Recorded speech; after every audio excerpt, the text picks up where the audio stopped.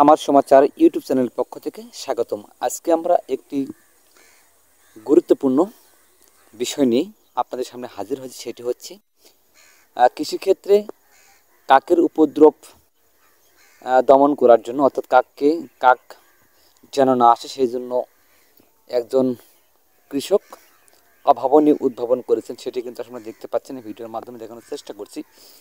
এটা আসলে এক ধরনের বিশেষ যন্ত্র বলা যায়। আসলে মেশিন এটি তৈরি করতে পাটখড়ি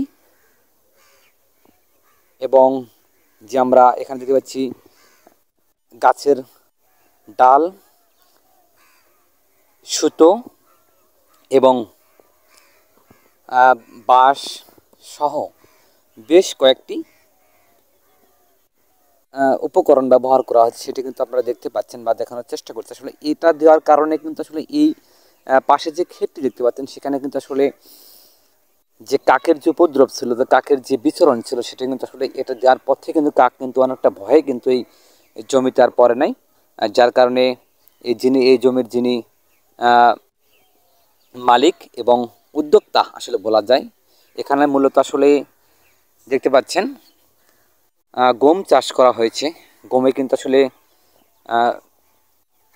প্রচুর পরিমাণে বিকেল এবং সকাল এবং বিকেলে কিন্তু কাক এবং অন্যান্য পাখি কিন্তু আসলে তাদের খাবার সংগ্রহ করে থাকেন। আসলে এটা দেওয়ার পর থেকে কিন্তু এই পাখি এবং কাক কিন্তু এই জমিতে আমরা দেখতে পাইনি।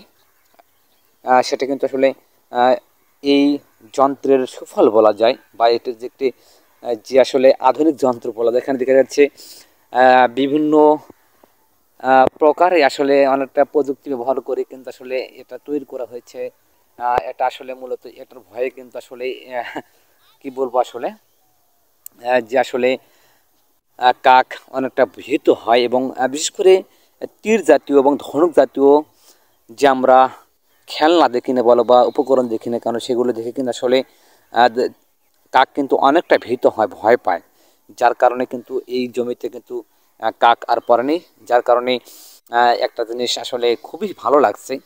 আর এটি তৈরি করতে তেমন একটা সময় লাগে নাই বা অর্থ ব্যয় হয়নি, কিন্তু আসলে বুদ্ধিমত্তার প্রয়োগের মাধ্যমে কিন্তু আসলে এটির তৈরি করা হয়েছে, যার সুফল আসলে এই যে উদ্যোক্তা তিনি কিন্তু আসলে পেয়েছেন। আপনারা ইচ্ছে করলে এরকম প্রযুক্তি ব্যবহার করে কিন্তু আপনাদের খামারে, কৃষি খামারে যে এখন বর্তমানে একটা বিষয় লক্ষ্য করা যাচ্ছে যে এখন বর্তমান আমন মৌসুমের যে বীজ তোলা বা বীজ যে বপন করা হয়, সেটা কিন্তু আসলে ইতিমধ্যে শুরু হয়ে গেছে। সেটা কিন্তু সেক্ষেত্রে কিন্তু আসলে এরকম যদি আমরা প্রযুক্তির মাধ্যমে বা নিজস্ব উদ্যোগে উদ্ভাবন মাধ্যমে যদি এরকম কোনো জিনিস আমরা উদ্ভাবন করি তাহলে কিন্তু, আর এটি যদি আমরা সেই জমিতে